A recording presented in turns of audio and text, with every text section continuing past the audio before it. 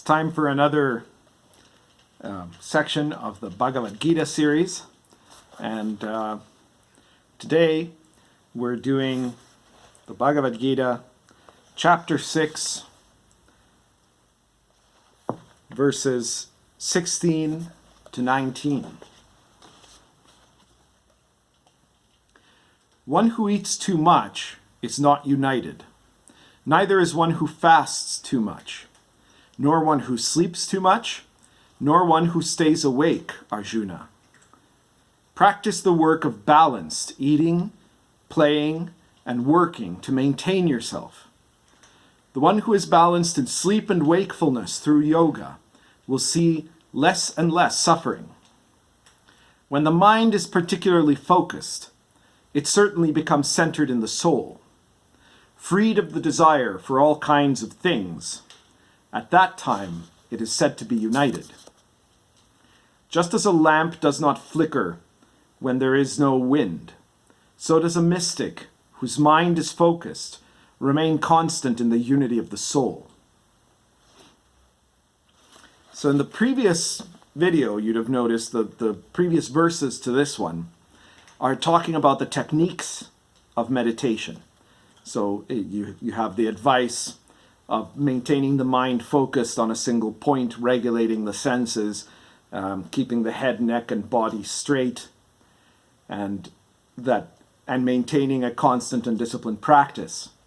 In this section, Krishna is talking about the behavior around meditation practice, which is almost as important, or as important really, because engaging in the practice without also maintaining the right kind of general conditions for that practice to thrive is not really going to work.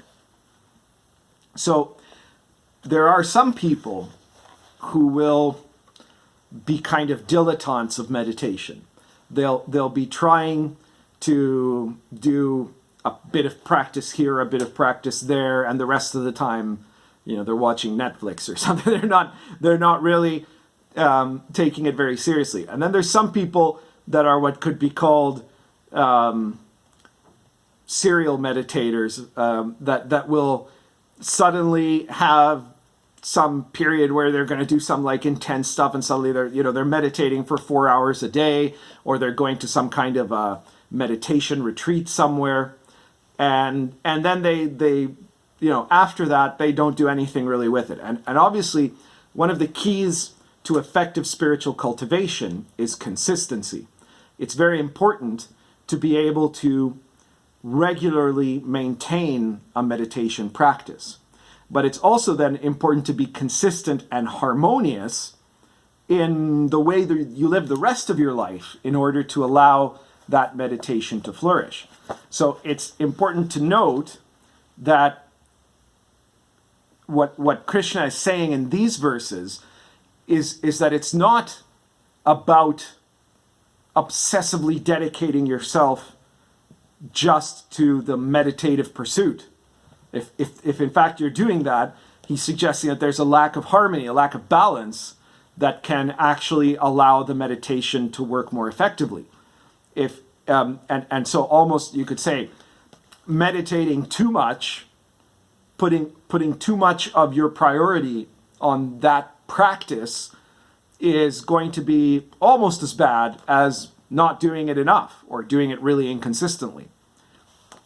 Somebody who eats too much is not united. They don't have union with the world. They're not in harmony.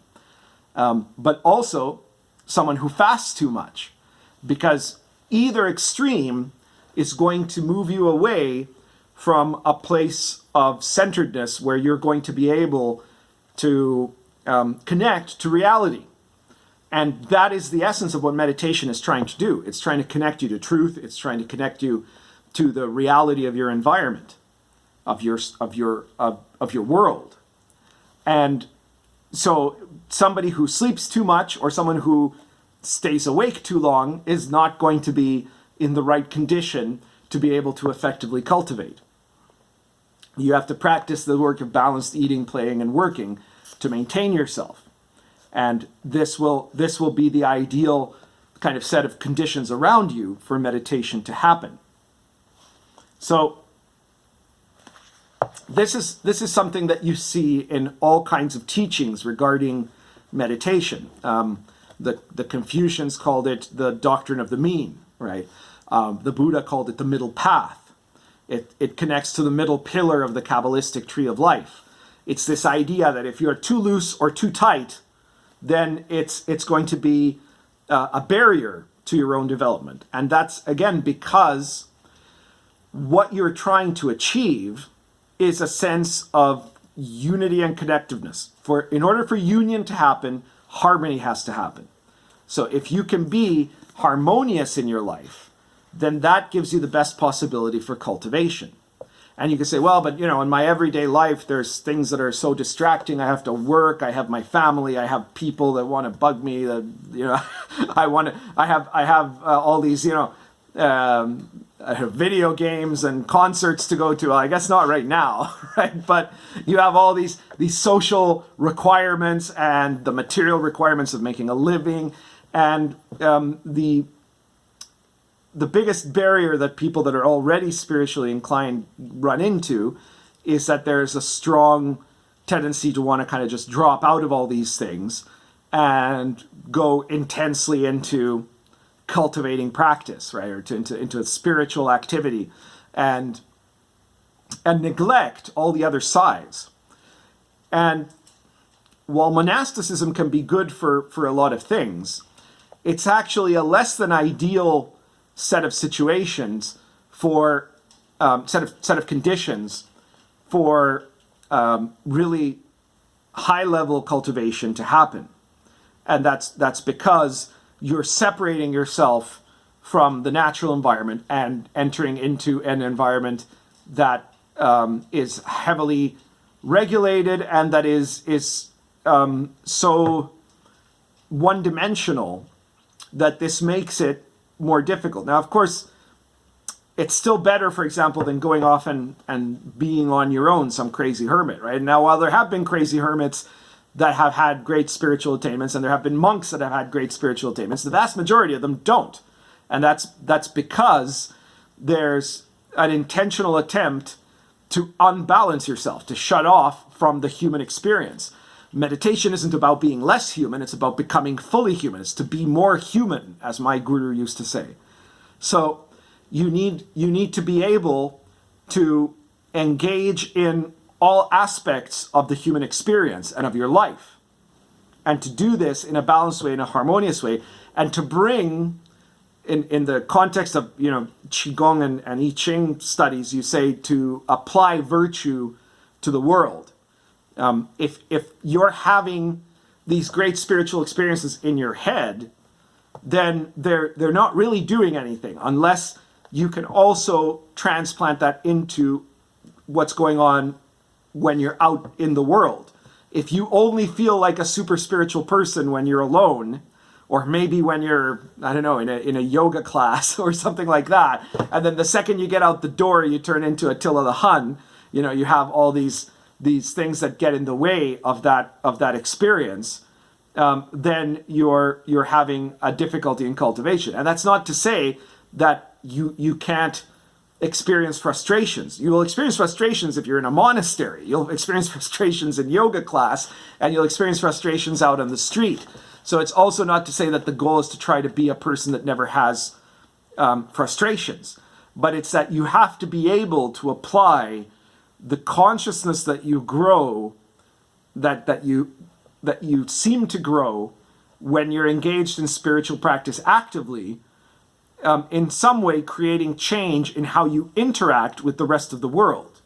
That's the key part, right? It's not that there's ever going to be a situation where you'll turn into this magical fantasy person that has that has a perfect existence and nothing bothers them, right? That has no difficulties, that you should say. How things bother you can change. Your reactions to things, the way that you deal with things can change. There is no way to escape from suffering while you're in existence, in the sense of the things that happen to you. but you can escape from suffering in the way you react to those things. It goes on to say here, when the mind is particularly focused, it becomes centered in the soul. Free of the desire of all kind of things, that is the time that it is said to be united.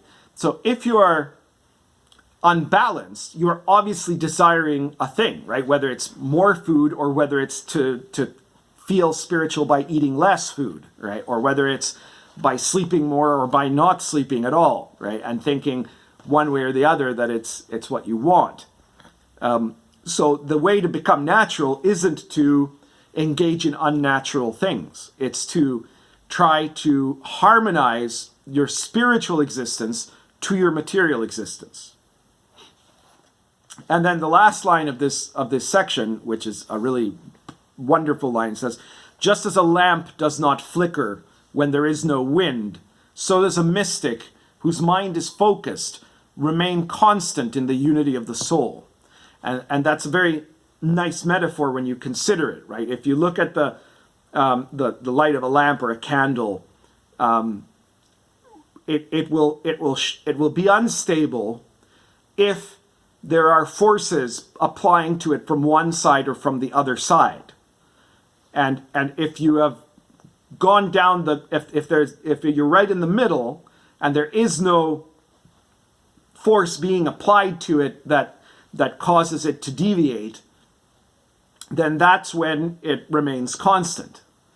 So you have the forces of